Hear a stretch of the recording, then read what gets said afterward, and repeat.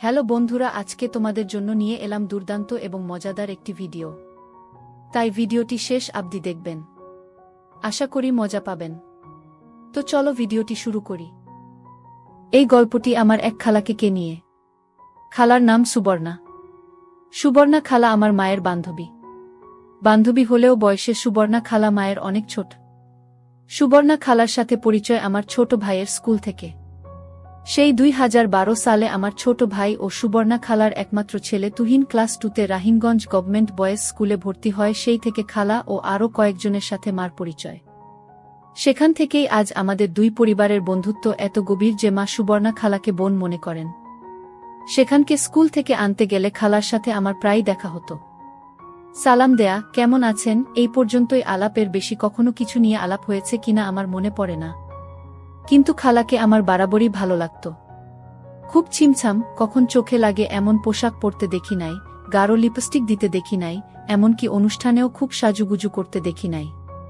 তাও ভালো লাগত কারণ খালা দেখতে অনেক সুন্দর। 5 ফুট 2 ইঞ্চি লম্বা, সাধারণ ছিপছিপে মেয়েদের মতো। এখন যে 30-এর উপরে বয়স হয়ে গেছে তাও দেখতে খুব সুন্দর। তবে এখন একটু পেটের দিকে মেদ জমেছে, তাও ভালো করে বোঝা যায় না। খালাকে নিয়ে আমি কখনো খারাপ চিন্তা করি নাই। এমন মানুষের দিকে তাকালে আসলে খারাপ চিন্তা মাথায় আসে না। তবে তাকে দেখলেই আমার মনে হতো আমি এমন একটা বউ চাই। কিন্তু এর বদলে যাকে পেলাম তা আর তোমাদের বলার মতো না। খালার সাথে সবচেয়ে বেশি সময় কাটিয়েছি 2014-তে, আমার ছোট বোনের বিয়ের সময়। খালা আমার বোনের গায়ে হলুদের সবকিছু নিজের হাতে করেছেন, স্টেজ সাজানো থেকে খাবার দাবার সবকিছু। সেই জন্য তার সাথে অনেক জায়গায় যেতে হয়েছে। ওই 2 দিন আমাদের মধ্যে অনেক কথাবার্তাও হয়েছে। তখন আমার গার্লফ্রেন্ড ছিল, এটা সে কি করে যেন বুঝে যায়। এটা নিয়ে খালা আমাকে অনেক কথা বলতো। শুধু একটা ব্যাপার ছিল, আমাদের মাঝে চোখে চোখে একটা কেমন ব্যাপার ছিল। খালা আমার চোখের দিকে তাকালেই চোখ সরিয়ে নিতেন, আর মাঝে মাঝেই লক্ষ্য করতাম তার মুখে একটা মুচকি হাসি। আমি আগে কখনো এই সব বিষয়ে গুরুত্ব দেই নাই। এখন ঘটনা বর্ণনা করতে গিয়ে আমি আসলে বুঝতে পেরেছি আমাদের মাঝে একটা রসায়ন সবসময় কাজ করত। আমার বোনের বিয়ের কয়েক মাস পরেই ফারুক আঙ্কেল, খালার জামাই, এর হিলি বর্ডারে পোস্টিং হয়ে যায়, আর তারা পরিবারের সবাই চলে যান ঢাকা থেকে। 2018-তে তুহিনের এসএসসি পরীক্ষা শেষ হবার পর কলেজে ভর্তি করতে খালা তুহিনকে নিয়ে ঢাকায় চলে আসেন। সেই বছর আমার বিয়েতেও খালা অনেক সাহায্য করেন। সবকিছুই তার নজরদারিতে ছিল। সবচেয়ে মজার কথা মনে পড়ে, আমাদের বাসর রাত হয় হোটেলে। খালা আমাদের হোটেলে দিয়ে আসতে যান। আসার সময় আমার কানে কানে বলে দেন, লাগেজের উপরের পকেটে আছে, হাত দিলেই পাবা। আমি তখন ব্যাপারটা বুঝতে পারি নাই। লাগেজ খুলে পকেটে হাত দিয়ে দেখি 2টা প্যাকেট। তারপর আমার ছাড়াছাড়ির পরে খালার সাথে অনেকবার কথা হয়।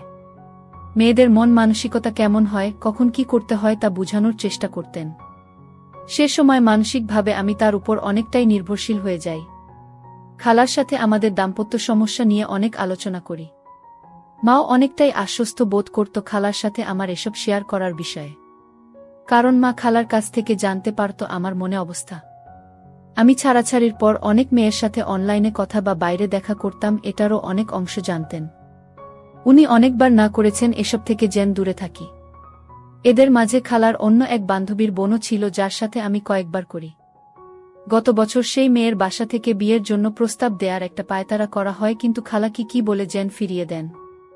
এই হলো খালার সাথে আমার রিলেশন। এর বাইরে আমি কোনোদিন কিছু ভাবি নাই, কিছু হবার কোনো সুযোগ ছিল এমন আভাসও পাই নাই। যাক, অনেক ইতিহাস বলে ফেললাম, এবার মূল গল্পে যাওয়া যাক। কিছুদিন পর আমি মায়ানমার চলে আসি। মায়ানমারেও আমাদের মতো নববর্ষ পালন করে, তবে তাদেরটা একটু ভিন্ন এবং আরও অনেক বড়। আমাদের তো একদিন পালন করি, পহেলা বৈশাখ বা 14 এপ্রিল, কিন্তু মায়ানমার এই উৎসব 5 দিন ব্যাপী। ওদের তার নাম থিনজিয়ান। এই উৎসবের মূল আকর্ষণ পানি খেলা ঘিরে। আমাদের পাহাড়িরাও এভাবে নববর্ষ পালন করে। এপ্রিলে আমি মায়ানমার ছিলাম, তখন আমি আমার কলিগদের সাথে ম্যান্ডালে যাই এই পানি উৎসবে অংশ নিতে। সেখানে এই উৎসব সবচেয়ে আড়ম্বরতার সাথে পালিত হয়। আমি গত বছর 2 দিন ছিলাম এবং মাকে প্রায় ভিডিও কল দিয়ে দেখাতাম। একদিন খালা আমাদের বাসায় আসে, তখন মা ভিডিও কল করে বলে, নাও সুবর্ণা, খালা দেখতে চায় তোমাদের উৎসব। তাকে অনেকক্ষণ ঘুরে ঘুরে দেখাই। তখন খালা বলে যে আগামী বছর আমরাও যাব। আমি বললাম অবশ্যই। যদি সুযোগ হয় অবশ্যই আসবেন। এরপর জুন মাসে আমার ডিভোর্স এর ফর্মালিটি সম্পন্ন হয়। তখনও খালা আমাকে দেনমোহরের টাকা পরিশোধের জন্য ধার দিয়ে সাহায্য করেন। সব মিলিয়ে খালার প্রতি আমার কৃতজ্ঞতার শেষ নেই। গত বছর ফেব্রুয়ারির শেষ দিকে প্রায় 6 মাস পর আমি বাংলাদেশে যাই। একদিন সন্ধ্যায় অফিস থেকে বাসায় এসে দেখি খালা এসেছেন। আমাকে দেখেই খুব মিষ্টি করে একটা হাসি দিয়ে বলেন, কেমন আছো সাব্বির? ভালো আছি খালা, আপনি কেমন আছেন? ভালো কি করে থাকি বলো, তুহিন মালয়েশিয়া চলে গেল পড়াশোনা করতে, আর তোমার আঙ্কেল ও তার কাজে ঢাকার বাইরে থাকে। একা কি করব, তাই তোমার মাকে জ্বালাইতে চলে আসি। এরপর নানান কথার মাঝে হঠাৎ জিজ্ঞেস করেন, তুমি আবার কবে যাচ্ছ? মার্চের 17 তারিখ। তাহলে তো নববর্ষের সময় সেখানে থাকবা। জি খালা। খালার সাথে সাথে বলে বসল, এবছর আমি যাব। তাইলে তো খুবই ভালো হয়। যাইতে হইলে এখন থেকেই ভিসা প্রসেস করতে হবে কিন্তু। সাথে সাথে আঙ্কেলকে ফোন দিল। কিন্তু আঙ্কেল বলল তার নাকি এপ্রিলের মাঝামাঝিতে মন্ত্রণালয়ের কি কাজ আছে, সে পারবে না। খালার মুখ গোমরা হয়ে গেল। আমাকে বলল, দেখ অবস্থা, কতদিন কোথাও ঘুরতে যাই না, আর তার কাজের এমন একটা অবস্থা, তাকে কিছু বলাও যায় না। আমি বললাম, আপনি চলেন, তুহিনকে মালয়েশিয়া থেকে আসতে বলব, সেখান থেকে মায়ানমারের প্লেনের ভাড়া অনেক কম। তখন আমার ছোট ভাই এসে বলে, তাহলে আমিও যাব। আমি ছোটখাটো একটা প্ল্যান করে ফেললাম। তা শুনে খালার মুখ একটু উজ্জ্বল হলো আর বলল, আচ্ছা তাইলে আমি তোমার আঙ্কেলকে বলে দেখি কি বলে। প্রায় সপ্তাহ খানেক পর মা আমাকে ফোন দিয়ে বলল, সুবর্ণাকে ফোন দিস তো, ওর জানি কি কথা আছে। আমি অফিসের পর খালাকে ফোন দিলে খালা জিজ্ঞেস করল, ভিসা প্রসেস করতে কত লাগে, কতদিন সময় লাগে, কি কি করতে হবে। সব তথ্য শুনে বলল, তাইলে কত খরচ হইতে পারে। আমি বললাম, প্লেন ফেয়ার আর ভিসা প্রসেস করতে 50,000-এর মতো, এছাড়া আর $500 মতো নিয়ে নিয়েন, শপিং টপিং সহ হয়ে যাবে। আর থাকার সমস্যা হবে না, আমার অ্যাপার্টমেন্ট তো আছে। তখন বললেন, তোমার আঙ্কেলকে একটা ফোন দাও তো। আঙ্কেলকে ফোন দেওয়ার পর তো রাজ্যের সব প্রশ্ন শুরু করলেন, কই যাবে, কই থাকবে, কি কি করবে, কোনো সমস্যা হবে নাকি। কারণ রোহিঙ্গা নিয়ে বাংলাদেশ মায়ানমার এর মাঝে বেশ ঝামেলা চলছে, তা তো সবাই জানেন। প্রায় আধা ঘন্টা বকবক করার পর ভিসা কারা প্রসেস করে তার কন্টাক্ট চাইলেন। আমি আমাদের অফিসে যে এজেন্ট আছে তার নাম্বার আর ঠিকানা দিয়ে দিলাম। আমি চলে এলাম মার্চের 17 তারিখে। অনেক নাটকীয়তার মধ্যে ভিসা ও টিকিট হলো। আমার ছোট ভাই তার পরীক্ষার কারণে আসতে পারবে না। এই সময় টিকিটের অনেক ক্রাইসি থাকে, তাই টিকিট কাটা হলো 10 তারিখ আসা আর 22 তারিখ বাংলাদেশ ফিরে যাওয়া। আমার কলিগদের জিজ্ঞেস করলাম কার কি প্ল্যান, কিন্তু এবার কেউই ম্যান্ডালে যাচ্ছে না। সবাই নাকি নিজের গ্রামের বাড়ি যাবে। কি আর করা, অগত্য তাদের সাহায্য নিয়ে আমি বাসের টিকিট আর হোটেল বুক করে রাখলাম। আমাদের প্ল্যান হলো 9 তারিখ খালা ও তুহিন ইয়াঙ্গুন আসবে, 11 তারিখ রাতে আমরা ম্যান্ডালে এর উদ্দেশ্যে রওনা হব। 14-15 রাত আমরা ম্যান্ডালেতে থাকব। 15 তারিখ দুপুরের পর আমরা বাগান এর জন্য রওনা হব, এটাও মায়ানমারের একটা স্টেট। 15-16 রাত থেকে 17 তারিখ রাতে রওনা দিয়ে 18 তারিখ ইয়াঙ্গুন পৌঁছাব। তারপর 22 তারিখ তুহিন মালয়েশিয়া চলে যাবে আর খালা বাংলাদেশ। সব ঠিক। এর মধ্যে তুহিন ফোন দিয়ে বলল, ভাইয়া আমি তো 9 তারিখের প্লেনের টিকিট পাচ্ছি না। 12 তারিখের আছে ইয়াঙ্গুন হয়ে সরাসরি ম্যান্ডালেতে। আর আমি 22 তারিখ পর্যন্ত থাকতে পারব না। আমাকে 17 তারিখে ফিরে আসতে হবে, আমার একটা অ্যাসাইনমেন্ট আছে। আমি জিজ্ঞেস করি, খালা কি বলছে? মা আর কি বলবে, বলল এটাই করতে। 9 তারিখ বুধবার সকাল থেকে শুরু হলো আঙ্কেলের ফোন।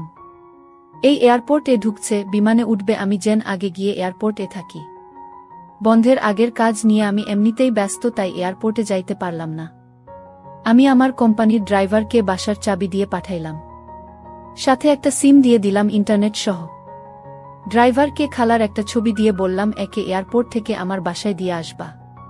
সে ছবি দেখে ভাঙা ভাঙা ইংরেজিতে বলে, তোমার বউ তো খুব সুন্দর। আমিও ভাঙা ভাঙা মায়ানমার ভাষায় ঝাড়ি দিয়ে বলি, ফাইজলামি কম কর, এইটা আমার বউ না, আমার খালা। বেটা বলে, কিন্তু এ তো দেখতে হেব্বি সুন্দর।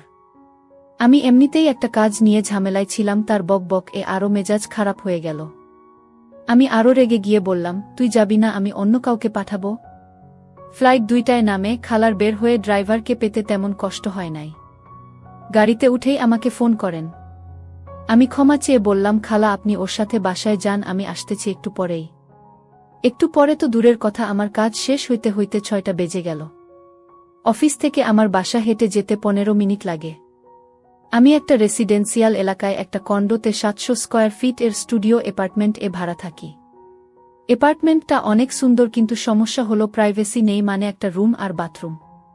যেহেতু আমি একা থাকি তাই সমস্যা নেই, কিন্তু খালা কি করে থাকবে? আমি বাসায় গিয়ে দরজায় কড়া নাড়তেই খালা দরজা খুললেন। তিনি একটা সাদা সালোয়ার কামিজ পরা মাত্র ঘুম থেকে উঠলেন। হয়তো কি সুন্দর যে দেখাচ্ছে তাকে ধুলু ধুলু চোখে, আমি ভাষায় প্রকাশ করতে পারব না। সাথে সাথে আমার ড্রাইভারের কথা মনে পড়ে গেল। বেটা বলতেছিল আমার বউ নাকি অনেক সুন্দর। ইস, উনি যদি সত্যি আমার বউ হতো। খালার কথায় আমার সম্বিত ফিরে এলো। আমাকে বলল, কি হলো, দরজায় দাঁড়িয়ে থাকবে নাকি? আমি সালাম দিয়ে হাসি মুখে বললাম, কেমন আছেন খালা? ভালো, তুমি তো ব্যস্ত বাবু, এয়ারপোর্ট ও আসতে পারলে না। আমি একটু অপরাধ সূচক হাসি দিয়ে বললাম, প্রায় 1 সপ্তাহ বন্ধ। বাংলাদেশের অফিসে অনেকগুলো রিপোর্ট পাঠাতে হবে, অন্যদেরকে কাজ বুঝিয়ে দিতে হচ্ছে, সব শেষ না করলে এই ছুটির মধ্যে ঝামেলা করবে। তাই চেষ্টা করছি এই সময়ের মধ্যে শেষ করতে। আর তো একদিন আছে অফিসের, যেহেতু অনেকেই নিজের গ্রামের বাড়িতে যাবে তাই অফিস শুক্রবারে ছুটি ঘোষণা করেছে। আমি কাঁধের ব্যাগ নামিয়ে রাখতে রাখতে খালা বললেন তার চরম ক্ষুধা লাগছে। আমি বললাম, হায় হায়, আপনি কিছুই খান নাই? ফ্রিজে তো খাবার ছিল, গরম করে খেয়ে নিতেন। খালা মুখ ভেঙচে বলল, কি নাকি রাখছো তার নাই ঠিক, গরু ভেবে শুকর খেয়ে বসে থাক তারপর। আমি বললাম, আচ্ছা চলেন বাইরে কোথাও খাই। 7টায় বের হলাম বাসার গলি থেকে। বের হয়ে প্রধান সড়ক ধরে কিছু দূর হাঁটলেই একটা রেস্টুরেন্ট আছে। এদের রান্নাটা বেশ ভালো, ভারতীয় স্টাইলে কিছু আইটেম পাওয়া যায়। খালা অবশ্য খুব বেশি পছন্দ করেছেন বলে মনে হয় না, অর্ধেক কোনো রকম খেয়ে রেখে দিলেন। তারপর জিজ্ঞেস করলেন, এই যে গ্লাসে করে খাচ্ছে এগুলো বিয়ার না? বিয়ার কত করে? আমি বললাম, হ্যাঁ বিয়ার, এখানে অনেক সস্তা। আমি খাব এখন? না, কিনে নাও, বাসায় খাব। আমি কৌতূহলী দৃষ্টিতে তাকিয়ে আছি দেখে ধমক দিলেন, এভাবে তাকানোর কি হলো? নাও। আমি 2টা 500 ml এর বোতল দিতে বললাম। তারপর বিল চুকিয়ে জিজ্ঞেস করলাম, কোথাও যাবেন আর? না, অনেক গরম লাগছে, একটু পর অস্বস্তি লাগা শুরু হবে। চল বাসায় যাই। তারপর ধীর পায়ে হেঁটে হেঁটে বাসার দিকে এগোলাম। বাসার লিফট এ উঠে খালা আমার দিকে এক দৃষ্টিতে তাকিয়ে আছেন। আমার কেমন যেন ইতস্তত লাগছে। আমি খালার দিকে তাকিয়ে জিজ্ঞেস করলাম, কিছু বলবেন? খালা না বোধক মাথা নাড়লেন। বাসায় ঢুকার আগেই খালার মোবাইল বেজে উঠল। আঙ্কেলের ফোন। রুমে ঢুকে এসি ছেড়ে ওড়না ছুঁড়ে ফেলে বিছানায় চিত হয়ে শুয়ে পড়লেন। সেই সময় তার যে একটা দুলুনি দিল কি আর বলবো। আমি বাথরুমে গেলাম। অফিস থেকে এসে ফ্রেশ হই নাই, তাই সরাসরি গোসল করে ঘরের জামা কাপড় পরে নিলাম। খালার কথা বলা শেষ, একটু পর মা ফোন দিল। তিনি তো আমার বাসার পুঙ্খানুপুঙ্খ বিবরণ দেয়া শুরু করলেন। ফ্রিজের পাশে রাখা বোতল দিকে ইশারায় বললেন, বলে দিব? আমি 2 হাত জোর করে বললাম না। তিনি অন্যদিকে টপিক নিয়ে গেলেন, আরও রাজ্যের কথা বললেন। তারপর আরও কয়েকজনকে ফোন করলেন। এই করতে করতে রাত 11টা বাজালেন।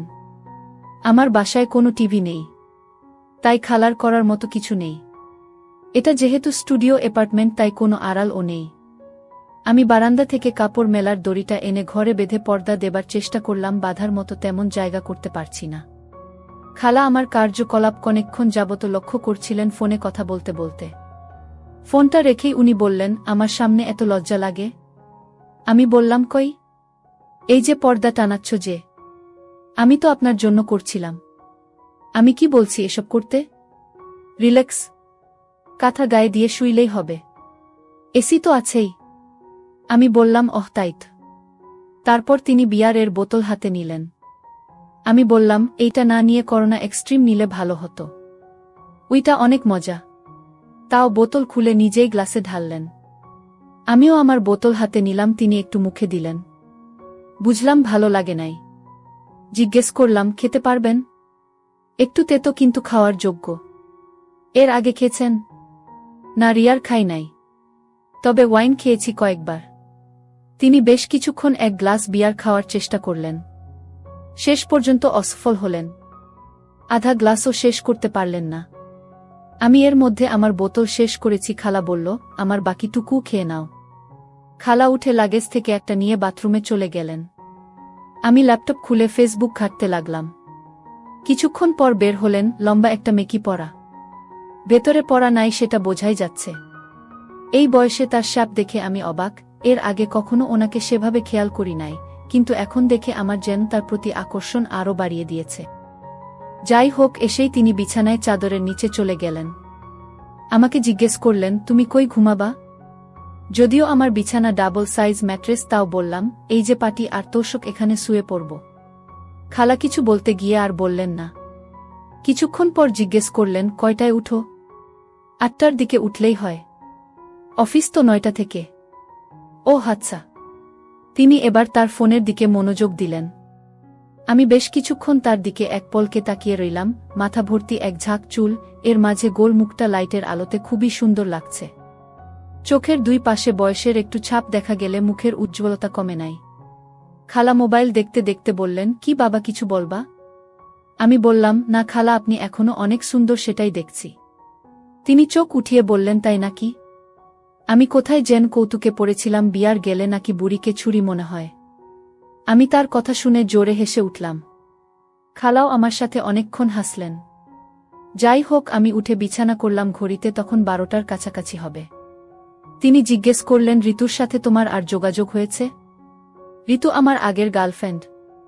না, কোনো যোগাযোগ হয় নাই। আচ্ছা, ঘুমিয়ে পড়। সিগারেট খাইতে ইচ্ছা করছিল, কিন্তু সাহস হইল না। খালা ফ্রেন্ডলি আচরণ করছেন, তাই বলে অসম্মান দেখানো উচিত হবে না। অগত্যা ঘুমানোর চেষ্টা করলাম। সকালে উঠে দেখি আমার ঊর্ধ্বমুখী হয়ে আছে। বিছানায় খালা নেই। ঘড়িতে 8:10 বাজে দেখে লাফ দিয়ে উঠলাম। বাথরুমে যাওয়ার সময় দেখলাম মেকি পরে চুলার সামনে কি যেন করছেন। আমি বাথরুমে ফ্রেশ হয়ে ড্রেসিং রুমে এসে দেখি আমার অফিসের পরে যাওয়ার মতো শার্ট প্যান্ট নেই। অগত্যা টাওয়াল পরে বের হলাম। খালা উবু হয়ে বিছানা গোছাচ্ছিলেন, পেছন থেকে তাকে বেশ ভালোই বোঝা যাচ্ছে। আমি আলমারি থেকে প্যান্ট শার্ট নিয়ে ড্রেসিং রুমে যাওয়ার সময় খালার সাথে চোখে চোখ পড়তেই অন্যদিকে সরিয়ে নিলেন আর মুখে একটা মুচকি দিল। আমি পোশাক পরে বের হয়ে দেখি বেশ আয়োজন করেই নাস্তা তৈরি করেছেন। আমি নাস্তা করছি, খালার মুখে এখনও সেই দুষ্ট হাসি। তিনি মোবাইলে কি যেন দেখছেন আর মিট মিট করে হাসছেন। আমি জিজ্ঞেস করলাম, কি দেখছেন? উনি স্ক্রিনটা ঘোরাতেই আমার কান দিয়ে যেন ধোয়া বের হইতে শুরু করল। আমার ঊর্ধ্বমুখী রাতের সেই ছবি। খালা তো হেসে কুটি কুটি অবস্থা। জিজ্ঞেস করলেন, এই জন্যই পর্দা টানাইতে চাইছিলা? আমি কি বলবো তাই তো ভেবে পাচ্ছি না। খালা আমার সাথে এমন মজা করবেন তা আমি স্বপ্নেও ভাবি নাই। আমার অফিসের জন্য দেরি হচ্ছিল, তাই আর কথা না বাড়িয়ে কোনো রকমে নাস্তা করে বের হব। তখন খালা বললেন, আমার কিছু জিনিসপত্র কিনতে হবে। কই যাব? বললাম, আমি বিকেলে তাড়াতাড়ি চলে আসব, তারপর নিয়ে যাব। তাও বললাম, গুগল করলেই সব লোকেশন পেয়ে যাবেন। আর গ্রাবি সফটওয়্যারটা ডাউনলোড করে রেজিস্ট্রেশন করে দিলাম, যেন ট্যাক্সি ডেকে কোথাও যেতে পারেন। সারাদিন খুব ব্যস্ত গেল। দুপুরে খাওয়ার সময় খালাকে ফোন দিলাম খাওয়া দাওয়ার খবর জানতে। বললেন তিনি মুরগি রান্না করেছেন আর আলু ভর্তা ডাল রান্না করেছেন। 4টার দিকে অফিস ছুটি হয়ে গেল। আমি সব কাজ ঠিকমতো শেষ করে বাসায় যেতে 4:30টার মতো বাজল। বাসায় গিয়ে নক করে অনেকক্ষণ দাঁড়িয়ে রইলাম। খালা দরজা খুললেন। তাড়াহুড়ো করে যে জামা পরেছেন সেটা কাঁধের কাছে ভাঁজ হয়ে থাকা দেখেই বোঝা যাচ্ছে। ঘরে ঢুকতেই খালা বলল, আমার কাপড়গুলো দেখো তো, এগুলো ঠিক আছে নাকি? না, আর কিছু লাগবে? আমি তার লাগেজের সামনে গিয়ে একটু ইতস্তত করতে লাগলাম। উপরেই সব ছোট কাপড়, হাত দ্বীপ কি দ্বীপ ভাবছি। খালা লক্ষ্য করলেন আর ওইগুলো হাতে নিয়ে সরে গেলেন। আমি বললাম, এগুলো ঠিকই আছে, তাও 2-1টা হালকা টপস আর স্কার্ট কিনে নিলে ভালো, সাথে পানি খেলার জন্য লেগিংস বা এ জাতীয় কিছু। আমি তারা দিলাম। ছুটি শুরু হয়ে গেছে, আমরা তাড়াতাড়ি বের হই, নইলে মার্কেট বন্ধ হয়ে যাবে। আমরা 5:30-এর দিকে বের হলাম। বাইরে ভয়ঙ্কর গরম। আমরা বাসার থেকে একটু দূরে একটা শপিং মলে গেলাম। ঘুরে ঘুরে sandal, scarf, tops, skirt, clip, আরও কত কিছু যে কিনা তার আর শেষ নেই। এর মাঝে তো আঙ্কেল অনবরত কল দিয়েই যাচ্ছে। আমার সাথেও কয়েকবার কথা বললেন।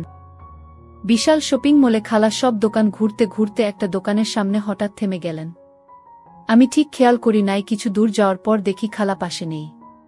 মার্কেট বন্ধ হবার সময় হয়ে গেছে, তাই তাড়া দিতে আমি একটু আগায় যাইতেই দেখি খালা একটা দোকানের সামনে দাঁড়ানো। আমি ডাকতেই আমার দিকে হেঁটে আসতে লাগলেন। আমি জিজ্ঞেস করলাম, আর কিছু লাগবে? বলল, এভাবে কিনতে থাকলে পুরো মার্কেট কেনা হয়ে যাবে। যা দরকার ছিল কেনা হয়ে গেছে। চলো চলে যাই। তো আমরা সেই পথেই হেঁটে যাচ্ছিলাম, যে দোকানের সামনে খালা দাঁড়িয়েছিল সেটা লক্ষ্য করলাম। এটা একটা লঞ্জেরির দোকান। আর ডোলে পরানো একটা ডিজাইনার লঞ্জেরি দেখছিলেন। একটা ছোট কাপড়, খুবই সুন্দর, পিঙ্কের মাঝে লাল ডিজাইন। আমি আর তেমন কিছু ভাবলাম না। বাসায় আসতে আসতে অনেক কথা হলো। কি করব, কই যাচ্ছি, কেমন হবে এসব নিয়ে, আর রাস্তাঘাট, মানুষ কেমন, কোথায় কি পাওয়া যায় তা দেখাতে থাকলাম। অনেক জ্যাম পার করে বাসায় আসতে আসতে রাত 9টা বেজে গেল। আসার সময় কিছু খাবার দাবার ও নিয়ে নিলাম। এসেই তিনি শপিং এর সব কিছু নিয়ে বসলেন।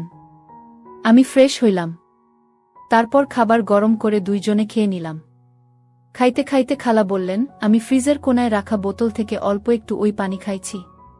আমি জানতে চাইলাম কেমন লেগেছে। বিয়ার থেকে ভালো। ভেবেছিলাম অনেক করা হবে, তেমন না। তুমি প্রতিদিন খাও? খুব বেশি খাই না। এই বোতল কিনেছি 3 দিন আগে, তাও তো অর্ধেক আছে। 3 দিনে অর্ধেক খেয়ে ফেলছ, বলছো বেশি খাও না? আমি তো একা খাই নাই। তাইলে? বন্ধুরা আসে। বন্ধু না, বান্ধবী। খালার তখন খাওয়া শেষ, রান্নাঘরে প্লেট ধুচ্ছেন। আমি একটু হকচকিয়ে গেলাম।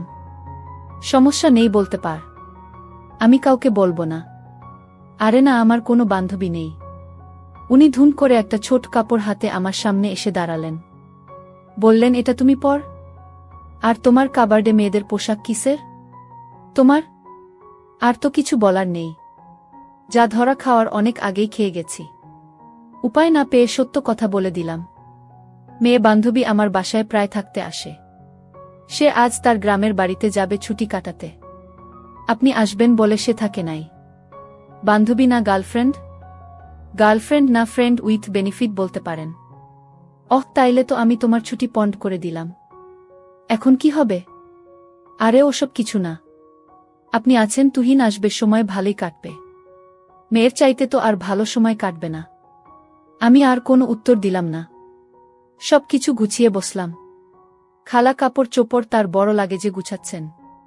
দেখে বললাম, খালা, আপনি এত বড় লাগেজ না নিয়ে আমার ছোটটা নিয়ে নিয়েন। এত বড় লাগবে না। ভালো কথা বলেছ, আর এটা নিয়ে চলাফেরা করতেও সমস্যা হবে। তবে তোমার জামা কাপড় কি করবে? আমার কাঁধের ব্যাগেই হয়ে যাবে। খালাকে জিজ্ঞেস করলাম, আরও খাবেন? উনি হ্যাঁ সূচক মাথা নাড়লেন। আমি ডাবল ব্ল্যাকের বোতলটা সামনে আনলাম। 2টা গ্লাস আনলাম, বাদাম নিয়ে বসলাম। খালা বলল, বেশ, আয়োজন তো সব রেডিই থাকে। আমি বললাম, মোটামুটি। এর মাঝে আবার আঙ্কেলের ফোন। খালা বিরক্ত হয়ে ফোন ধরল, 3-4 মিনিট কথা বললেন।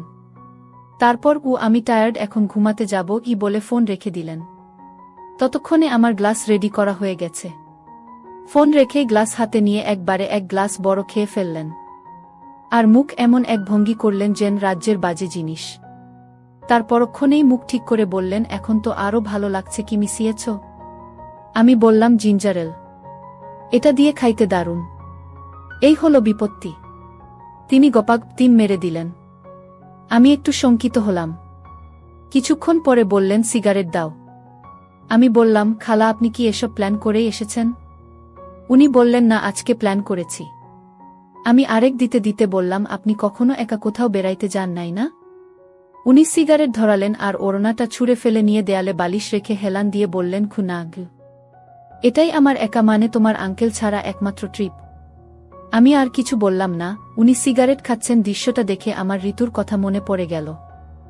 ঋতু ঠিক এভাবেই সিগারেট খেত।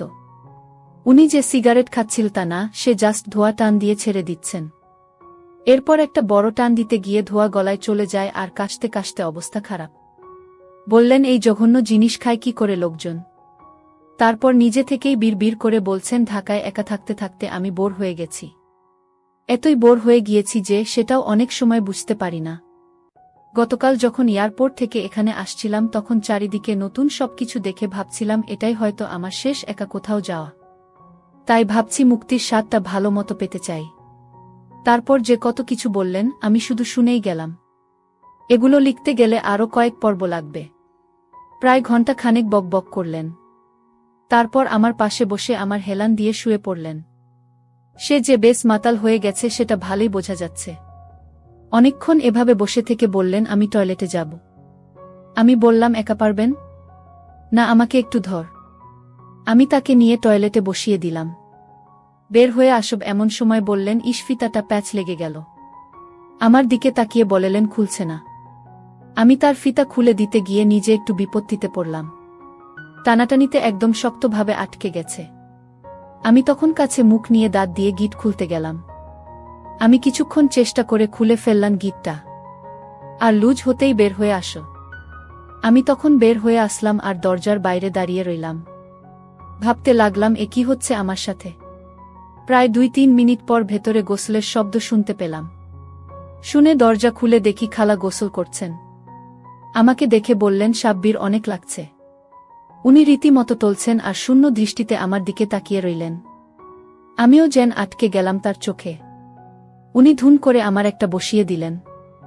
মুখ তুলে আবার দিতে লাগলেন। আমি মাথা সরিয়ে নিলাম। তিনি প্রায় পিছলে পড়ে যাচ্ছিলেন। হাত দিয়ে তাকে ধরে কোনো রকমে সামলে নিলাম। খালাকে কোনো রকমে বের করে লাগোয়া ড্রেসিং রুমের দেয়ালে হেলান দিয়ে বসিয়ে দিলাম। কিন্তু সেদিকে লক্ষ্য করার সময় নেই। তিনি যেভাবে টলছেন, সামনে গ্লাস বোতল রাখা, সেগুলোর উপর না হুমড়ি খেয়ে পড়েন। তাই আমি ছুটে গিয়ে তাকে ধরি। আমি নিজেকে সামলে আবার খালার দিকে মনোযোগ দিলাম। আমার শক্ত হয়ে আছে, কিন্তু উনি গভীর ঘুমে মগ্ন। কিন্তু তার মমতার কথা ভেবে আর এই 2 কদম পা যেন চলল না। সিগারেটটা শেষ করে বাথরুমে গেলাম। তারপর বিছানায় এসে শুয়ে পড়লাম। সকালে ঘুম ভাঙল 9টায়। উঠে দেখি খালা বিছানায় নেই। রান্নাঘরে খুটখুট শব্দ হচ্ছে। গতকালকের মতো আজকেও আমার ছোটা রুস্তম ঊর্ধ্বমুখী। কিন্তু এর চাইতেও বড় ব্যাপার, এখন খালার সামনে কি করে যাব। আমার কেমন যেন অস্বস্তি লাগছে। আমি উঠে বাথরুমে চলে গেলাম। ফ্রেশ হয়েও বের হইতে ইচ্ছা করছে না। ভাবছি সারাদিন কি করে কাটবে। কিছুই করার নেই। বাংলাদেশের অফিসও বন্ধ। খালা ডাকলেন, এতক্ষণ বাথরুমে কি কর? নাস্তা ঠান্ডা হচ্ছে। বেশ স্বাভাবিক স্বরেই ডাকলেন। টাওয়াল হাতে বের হলাম। খালা একটা ফ্রক পরে আছেন। ড্রেসটা তো বেশ সুন্দর। কবে কিনলেন? গতকাল কিনেছি। কখন খেয়াল করি নাই তো। খেয়াল থাকবে কেমনে? সেই লম্বা মেয়েটার দিকে যেভাবে ডেব ডেব করে তাকাইছিলা। আমার কানে কেউ যেন গরম লোহা ঢেলে দিল। খালা যেন প্রতি ঘন্টায় আরো ভয়ানক হচ্ছেন। আমি নাস্তা করতে বসলাম। আজকে রুটি, জ্যাম আর ডিম পোচ, সাথে সসেজ ভাজা। খালা মাটিতে আরাম করে বসে খাচ্ছেন। জিজ্ঞেস করলেন, আজ বের হবা কোথাও? চুল কাটাবো আর কিছু কেনাকাটা করব। এই যা। কখন বের হবা? এই তো আধা ঘন্টা পরে। কিছুক্ষণ চুপ থেকে বললেন, কালকের জন্য দুঃখিত। একটু বেশি বেশি করে ফেলছি মনে হয়। না না, আসলে আমি দুঃখিত। আমার আপনাকে এভাবে খাওয়ান উচিত হয় নাই। আপনি তো আর লিমিট বুঝবেন না। স্বাদ বেশ ভালো ছিল, তাই খেয়ে ফেলছি। তারপর আর কিছুই মনে নাই। আমি জিজ্ঞেস করলাম, কিছুই মনে নাই? উনি একটু ভীত স্বরে বললেন, আমরা কি? আর কিছু বলছেন না। আমি তার দিকে তাকিয়ে কথা শেষ করার অপেক্ষায়। তারপর পাল্টা প্রশ্ন করলাম, আমরা কি? কিছু না। আমি বুঝতে পারছি খালা কি বলতে চাচ্ছে, কিন্তু আমি আর ওই শব্দটা আমাদের মাঝে আনতে চাচ্ছি না। খাওয়া দাওয়া শেষ করে রেডি হলাম। খালাকে আমার লাগেজটা বের করে দিলাম, যেন উনি কাপড় চোপড় গুছিয়ে নেন। আজ রাত 8টায় আমাদের বাস। আমি বের হতে হতে শুনলাম আঙ্কেল ফোন দিয়েছেন। আমি চুল কাটালাম, মার্কেটে গিয়ে 2টা প্যান্ট কিনলাম, টি শার্ট কিনলাম। তারপর কিছু সাধারণ ঔষধ কিনে নিলাম। প্রায় 12টার দিকে খালাকে ফোন করে বললাম, প্রথম দিন যে রেস্টুরেন্টে খেয়েছিলাম সেখানে আসতে, যেন দুপুরের খাবার খাইতে পারি। 12:30টার দিকে খালা আসলেন। তিনি জামা চেঞ্জ করেন নাই, শুধু একটা স্কার্ফ জড়িয়ে চলে এসেছেন। তাকে ফ্রকে বেশ সুন্দর লাগছে। বয়স যেন 10 বছর কমে গেছে। দুপুরের খাবার শেষ করে আমরা বাসায় ফিরলাম 1:15টার দিকে। লিফট এ উঠে মোবাইলের গ্যালারিতে কি যেন জানি দেখলাম, আর গতকাল রাতের খালার নিতম্বের ছবিটা দেখে এমনি একটা দুষ্ট হাসি যেন আমার ঠোঁটে চলে আসে। খালা খেয়াল করে বলেন, কি ব্যাপার, হাসো কেন? আমি কিছু না ভেবেই তার দিকে স্ক্রিনটা ঘুরিয়ে দেই। সে স্ক্রিনের দিকে তাকিয়েই চোখ বড় বড় করে আমার দিকে কিছুক্ষণ তাকিয়ে থাকেন। তারপর আমার উপর ঝাঁপিয়ে পড়েন, ডিলিট করো, এখন ডিলিট করো। তিনি আমাকে ধরে আমার হাত থেকে মোবাইলটা ছিনিয়ে নিতে চাইছেন। কিন্তু উচ্চতার কারণে নাগাল পাচ্ছেন না। আমার হাতের স্পিং ব্যাগ টান লেগে ছিঁড়ে গেল। কাপড় চোপড় মেঝেতে। তাও তিনি মোবাইল নেয়ার জন্য চেষ্টা করছেন। লিফট 9 তলায় থামল, দরজা খুল আর পাশের বাসার মহিলা আমাদের দিকে তাকিয়ে আছে। খালা বিদ্যুতের মতো আমাকে ছেড়ে সরে গেলেন। আমি কোনো রকম কাপড়গুলো নিয়ে আমার ফ্ল্যাটের দরজার সামনে গেলাম। খালা হাসছেন মিটিমিটি। আমি দরজা খুলে ভেতরে ঢুকতেই বলল, আর কি ছবি তুলছ? আর কিছু তুলি নাই। ডিলিট কর। আমারটা করেছেন? তোমারটা কি কাপড় ছাড়া? তাতে কি? উনি আবার আমার উপর ঝাঁপিয়ে পড়লেন। এমন সুন্দর খালা থাকলে তো আরও অনেক কিছু করার ইচ্ছা হয় বলে আমি নিজেই অবাকে কি বললাম, আমি জিভে কামড় দিলাম। খালা তখন পরিস্থিতি টের পেলেন। এই ঘষাঘষিতে আমার একদম শক্ত হয়ে আছে আর তার সাথে লাগছে। তিনি সরতে গিয়ে আরও পিছলে গেলেন। তার চুল আমার সারা মুখে ছড়ানো। আমার এক হাত তখনও তার কাছে, তিনি নড়ছেন না। একটু পর মাথা উঁচু করতেই আমার চোখে চোখ পড়ল, বড় বড় শ্বাস নিচ্ছেন। আমার মুখে তার নিঃশ্বাস পড়ছে। আমি আমার ডান হাত থেকে মোবাইলটা সরিয়ে তার মুখ থেকে চুল সরালাম। তিনি চোখ বন্ধ করে নিলেন। খালা আমাকে কাছ থেকে এক ঝটকায় দূরে সরে কোনায় গিয়ে বসলেন। আমি দ্বিধায় পড়ে গেলাম। তিনি কি রাগ করলেন? আমি কি বলব ভাবছি, এমন সময় তিনি দাঁড়ালেন, তার পরনে ফেলে দিলেন, তার ছোট কাপড় ছাড়া আর কিছু নেই। ঘটনার আকস্মিকতায় আমি হতবাক। আমি তখনও এই ব্যাপারটার সাথে মনে হয় মানসিকভাবে খাপ খাওয়াতে পারছিলাম না, তাই আমি অ্যাক্টিভ হতে পারছি না। কিন্তু প্রায় মিনিট 10 পার হবার পরে খালা আমাকে জিজ্ঞেস করলেন, আমাকে ভালো লাগছে না? তখন আমার সম্বিত ফিরে আসল, আরে আমি তো কিছুই করছি না। তখন আমি বললাম, এত সুন্দর আপনি, আর আপনাকে ভালো লাগবে না? মনে হচ্ছে অনন্তকাল যেন পাড়ি দিয়ে ফেলেছি, কিন্তু ঘড়িতে তাকিয়ে দেখি 15 মিনিটও হয় নাই। খালা কোনো কথা না বলে চলে গেলেন। হেঁটে যাওয়ার সময় তার দেখে আমার যেন আরেকবার নেচে উঠল। আমি ওই অবস্থাতেই রইলাম। প্রায় 5 মিনিট পর বের হলেন, কোনো কথা বললেন না। দুইজন নিশ্চুপ। খালা নীরবতা ভাঙলেন। আমাকে কি খুব খারাপ মনে হচ্ছে? একদম না, বলে তার দিকে তাকালাম আর হাসি দিয়ে বললাম, কি তবে আগের থেকে দিলে হয়তো শুরুটা আর সুন্দর করা যেত। আমাদের সময় তো শেষ হয়ে যায় নাই, বলে আমার আবার হাত দিলেন। এর মাঝে ফোন বেজে উঠল।